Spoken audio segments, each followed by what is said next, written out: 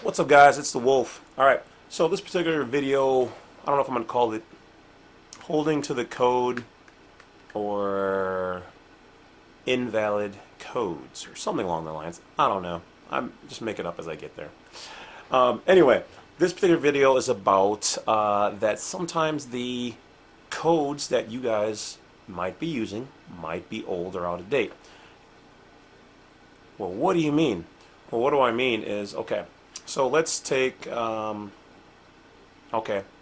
HJR 192, all right?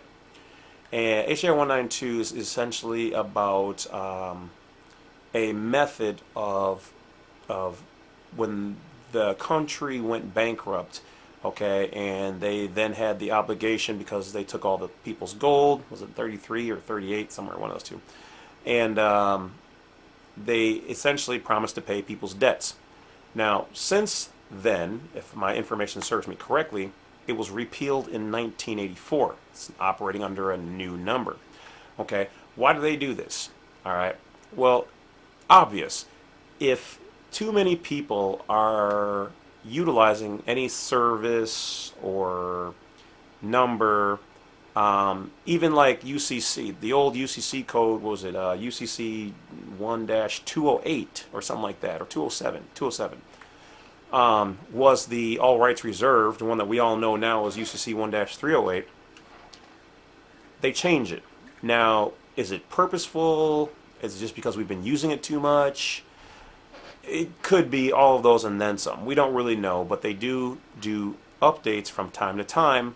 And if it just happens to be that you guys are using it, or you're using somebody's outdated information online and their paperwork that goes around, I've even seen people take my paperwork and change the codes, and then other people bought it, and I'm looking at it and I'm like, I used to use those codes when they were valid, and they're no longer valid, which is why the new version has all the new codes.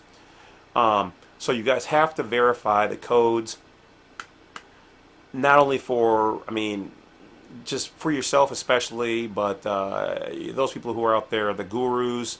I'm definitely not a guru by any means.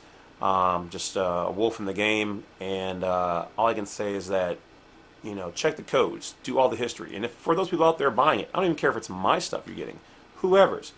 Check the codes. Learn this for yourself because you might catch something. And yeah, I've had people contact me and be like, "Oh, well, I think it should be this code." Then I'm like, "Great, use it.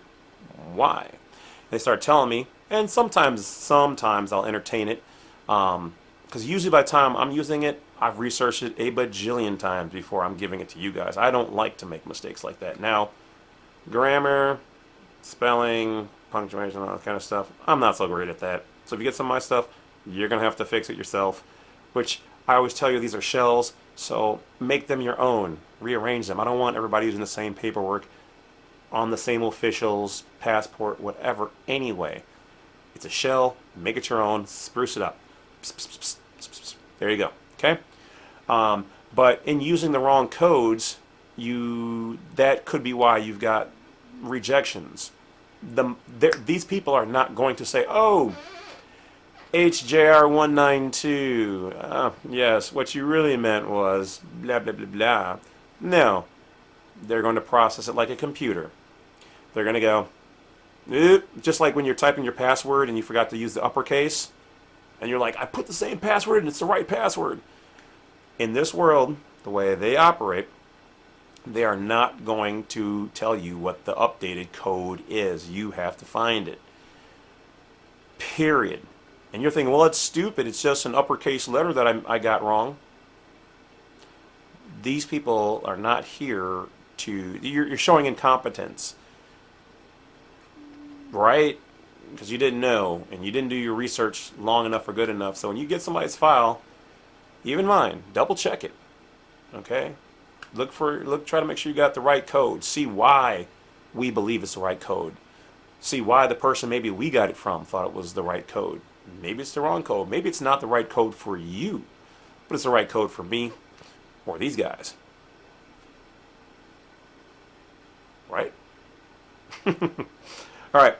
So that being said, guys, they do change the codes. They do change files. They do change formats. it's supposed to be in for updating,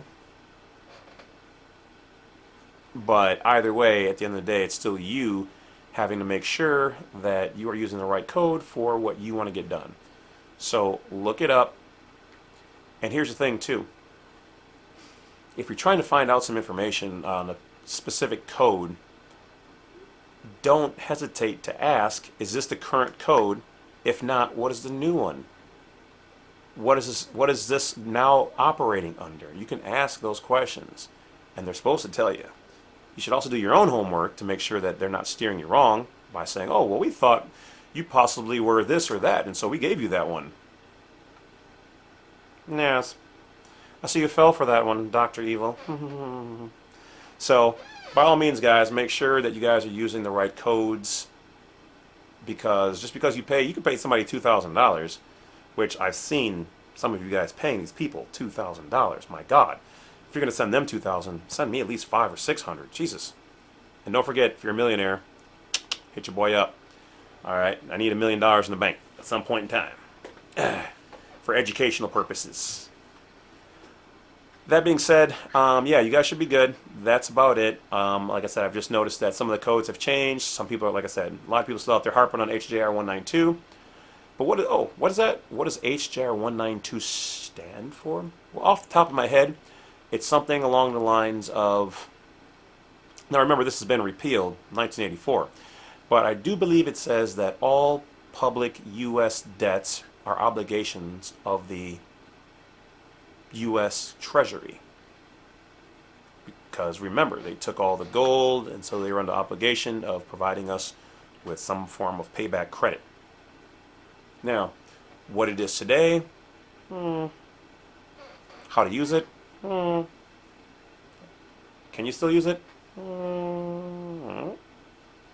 That's up to you to find out. Talk to you guys later.